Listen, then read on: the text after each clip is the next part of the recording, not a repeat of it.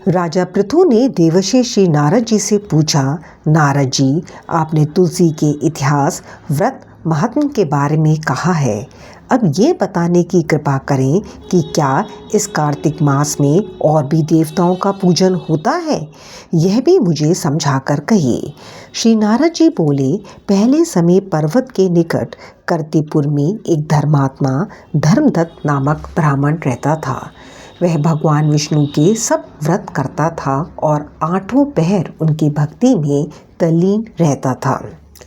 एक दिन कार्तिक मास में वह एक पहर रात शेष रहने पर जागरण के लिए भगवान विष्णु के मंदिर में गया।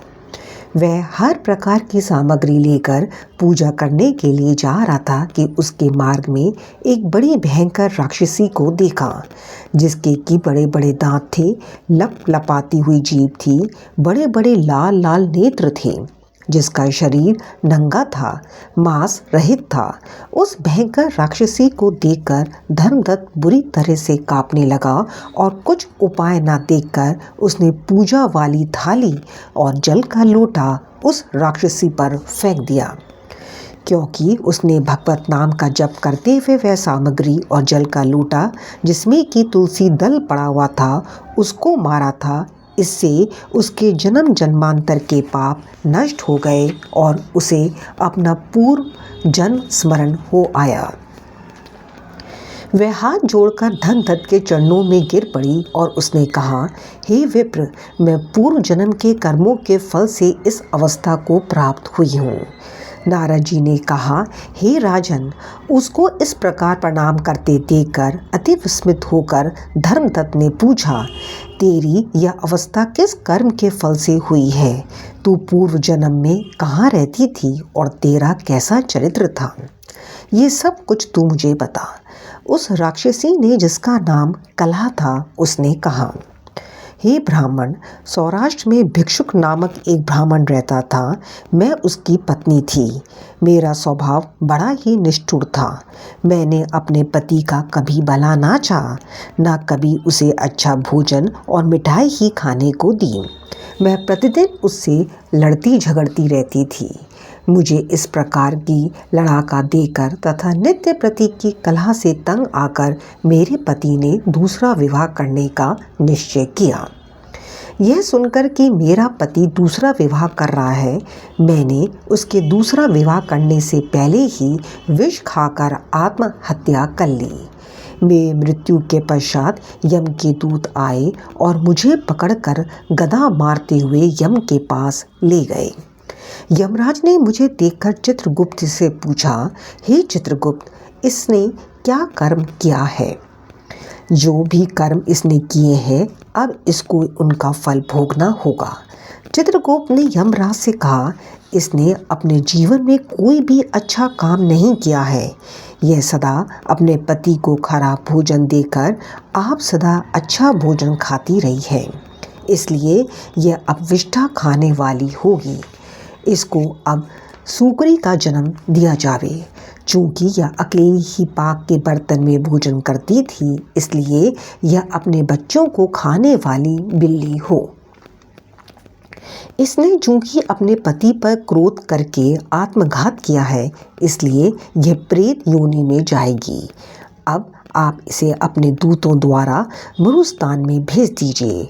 वहाँ पर वह बहुत दिनों तक प्रेत योनि में रहकर फिर यह पापिन अपने तीनों योनियों को भोगे।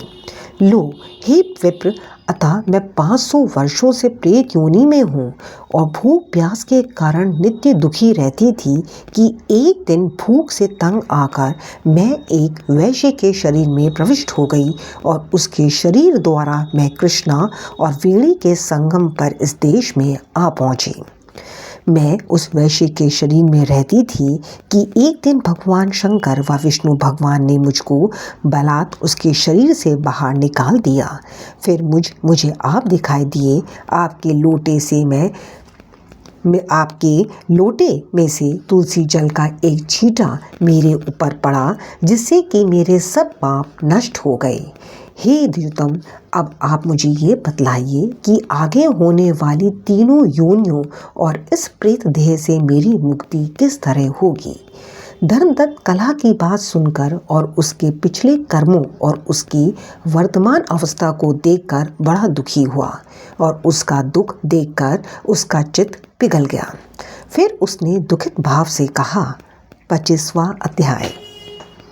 तीर्थ, व्रत और दान आदि के करने से समस्त पाप नष्ट हो जाते हैं, मगर प्रेत योनि में रहने वाले को इसका अधिकार नहीं है। परंतु तुम्हारे दुख को देखकर मैं अत्यंत दुखी हूँ और तुम्हारा दुख दूर के बिना मुझे संतोष नहीं होता। तुम्हारे पाप बड़े भारी हैं, क्योंकि ये तीनों योनियाँ बहुत बड़े पाप करने वालों को ही प्राप्त होती हैं और प्रेत योनि तो थोड़े से पुण्य से नष्ट भी नहीं हो सकती। लेकिन मैं तुम्हें इस योनि से अवश्य में छुड़ाऊंगा। इसलिए मैंने जो कार्तिक का व्रत किया है उसका आधा पुण्य तुम्हें देता हूँ, क्योंकि यज्ञ, दान, तीर्थ ये सब निश्चय ही कार्तिक के व्रत के पुण्य के समान नहीं है। नारद जी ने कहा, हे राजन, इतना कहकर धर्मदत्त ने उसको ओम नमो भगवते वासुदेवाय ये 10 मंत्र सुनाया और तुलसी का जल उसके ऊपर छिड़का। बस फिर क्या था, क्षण भर में वह प्रेत योनि से छूटकर प्रज्वलित शिखा के समान दिव्य रूप धारण करके लक्ष्मी के समान सुंदर हो गई। तब वह धर्मदत्त को दंडवत प्रणाम करके प्रसन्नता से गदगद होकर बोली, हे ब्राह्मण, आपके आशीर्वाद से मैं इस घोर नरक में छूट गई हूँ। मुझे पाप सागर में डूबती हुई के लिए आप नौका के समान हैं। नारद जी ने कहा, हे राजन, अभी कला इस प्रकार कह रही थी कि वहाँ पर विष्णु गण एक दैत्यमान विमान लेकर आए। विमान के द्वार पर अप्सराएं और गण बैठे हुए थे। धर्मदत्त ने उन सबको देखकर दंडवत प्रणाम किया। पुण्यशील और सुशील नामक भगवान विष्णु के गणों ने धर्मदत्त को अपने हाथों से ऊपर उठाकर उसका अभिनंदन करके उन्होंने कहा, हे दुष्येष्ठ, आप धन्य हैं जो कि आप सदा भगवान विष्णु के व्रत, कथा और सेवा में लगे रहते हैं। आप सर्वदा दीन दुखियों पर दया करते रहते हैं। आप में जो अपने बाल्यकाल में पवित्र और शुभ कार्तिक व्रत किया था, आपने उसके आधे फल से कला के पूर्व जन्म के एकत्रित पाप नष्ट कर दिए हैं। यही नहीं, आपकी कृपा से उसके सैकड़ों जन्म के पाप नष्ट हो गए हैं।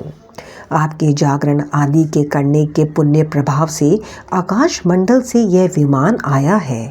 हे ब्राह्मण, अब हम इससे भांति भांति के लोगों से युक्त वैकुंठ में ले जा रहे हैं। आपके दान पुण्य के प्रभाव से कार्तिक व्रत या तुलसी पूजा के प्रभाव से यह अब भगवान विष्णु के निकट रहेगी। आप भी इस जन्म के पश्चात अपनी दोनों स्त्रियों सहित वैकुंठ लोक में भगवान विष्णु के समीप रहोगे और मुक्ति प्राप्त करोगे। हे दया सागर, वे मनुष्य धन्य हैं और जन्म उन्हीं का फलीभूत है जिन्होंने कि तुम्हारी तरह भगवान विष्णु की भक्ति की है, क्योंकि भगवान विष्णु अपने भक्तों का भला क्या नहीं देते। वे सब कुछ देते हैं जिन्होंने प्राचीन काल में उत्तानपाद के पुत्र को ध्रुव स्थान में पहुंचाया, जिसके स्मरण मात्र से प्राणियों की सद्गति हो जाती है। प्राचीन काल में भगवान विष्णु केवल अपने नाम के स्मरण से ही ग्रह द्वारा पकड़े हुए हाथी को हस्ती योनि से मुक्त करके जय नाम देकर अपना पार्षद बना लिया। तुमने उसी विष्णु की सेवा की है, इसी से तुम अपनी दोनों स्त्रियों सहित 1000 वर्ष तक विष्णु भगवान के समीप निवास करोगे। जब तुम्हारा पुण्य क्षीण हो जाएगा, तब तुम पृथ्वी पर सूर्य वंश में अपनी दोनों स्त्रियों के साथ दशरथ के नाम से प्रसिद्ध राजा होगी, तथा यह कला तुम्हारे आधे पुण्य की भागीदार होने के नाते तुम्हारी तीसरी भार्या होगी। भगवान विष्णु तुम्हारे पुत्र के रूप में तुम्हारे निकट रहेंगे और देवताओं का कार्य करेंगे। भगवान विष्णु को प्रसन्न करने वाले तुम्हारे कार्तिक व्रत से अधिक महत्वपूर्ण ये यहाँ दान, तीर्थ आदि और कोई भी नहीं है। हे दया सागर, तुम धन्य हो, क्योंकि तुमने जगत गुरु भगवान विष्णु को प्रसन्न करने के लिए कार्तिक का व्रत किया है, जिसके आधे पुण्य के फल की भागीदारी इस कला को इस समय हम अपने साथ विष्णु लोक ले जा रहे हैं। हरे कृष्णा।